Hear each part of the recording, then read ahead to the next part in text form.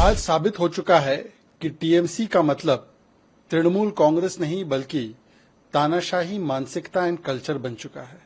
ममता बनर्जी की सरकार की प्राथमिकता बेटी को न्याय दिलाओ नहीं बल्कि सबूत मिटाओ, सत्य की आवाज दबाओ और बलात्कारी बचाओ रही है। इसी प्रकार से सच की और सत्य की आवाज को दबाओ और बलात्कारी बचाओ, यही इंडी अलायंस का नारा और ऑब्जेक्टिव बन चुका है। कोलकाता से लेकर केरल तक और कन्नौज तक सब खामोश में।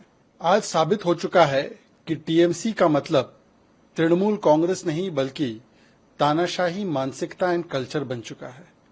ममता बनर्जी की सरकार की प्राथमिकता बेटी को न्याय दिलाओ नहीं बल्कि सबूत मिटाओ, सत्य की आवाज दबाओ और बलात्कारी बचाओ रही है। और इसी दिशा में एक और कदम ममता बनर्जी ने उठा लिया है। ममता बनर्जी अपराधियों को, बलात्कारियों को, संदीप घोष जैसे लोगों को जेल में नहीं पहुंचाना चाहती है, बल्कि वो चाहती है कि अगर कोई पत्रकार किसी ऑन गोइंग रेप के मामले में कोर्ट प्रोसीडिंग को रिपोर्ट करता है, उस पर पत्रकारिता के आधार पे उस पर कोई भी बात रखता है या सत्य की लड़ाई लड़ने के लिए या बेटी को न्याय दिलाने के लिए कोई बात करता है, तो उसको 3 से 5 साल की सजा होनी चाहिए। और यही तानाशाही रवैया ममता बनर्जी ने लगातार इस मामले में दिखाया है। इसलिए कहा जा रहा है कि बंगाल में दीदी नहीं बल्कि ईदी अमीन आ चुकी है। पहले फुटबॉल मैच कैंसिल कर देना, कभी डॉक्टर्स को तालिबानी फतवा ट्रांसफर ऑर्डर दे देना, उसको फिर हटा देना, फिर उसके बाद जिस प्रकार से कोलकाता पुलिस ने नागरिकों को, अन्य लोगों को लगातार परेशान करने के लिए नोटिस थमा दिए, और फिर तृणमूल कांग्रेस के नेताओं ने लगातार प्रदर्शनकारियों को धमकियां दी। कभी कोई बोलता है उंगली तोड़ देंगे, कभी कोई बोलता है कि जबान खींच लेंगे। जिस प्रकार से अपमानित किया गया डॉक्टर्स को, लवली मैत्रा के द्वारा उनको कहा गया कि आप कसाई हो। और अब हम देख रहे हैं कि पत्रकारों को ही सीधा जेल में डालने की योजना बचाई जा रही है। मतलब कि अगर कोई पत्रकार अपने संवैधानिक अधिकार का इस्तेमाल करे, रिपोर्टिंग करे, बोलने की आजादी का इस्तेमाल करे, तो ममता बनर्जी उन्हें जेल में डालना चाहती है।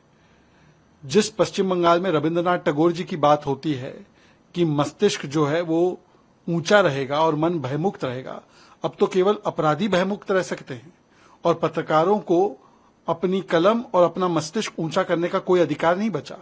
ये ममता बनर्जी चाहती है।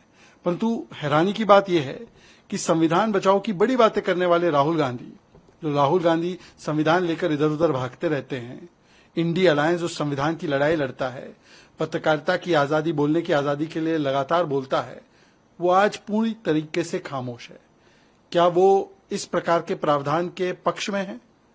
और हमने देखा है ना कि किस प्रकार से चाहे कोलकाता हो, चाहे कन्नौज हो, चाहे केरल हो, बेटियों के साथ लगातार अन्याय होता है, महिलाओं के साथ अन्याय होता है, परंतु उस पर कोई बात लड़की हूं, लड़ सकती हूं कहने वाली ब्रिगेड का नहीं आता। केवल और केवल किसी प्रकार से सच की और सत्य की आवाज को दबाओ और बलात्कारी बचाओ, यही इंडी अलायंस का नारा और ऑब्जेक्टिव बन चुका है। इसलिए कोलकाता से लेकर केरल तक और कन्नौज तक सब खामोश में।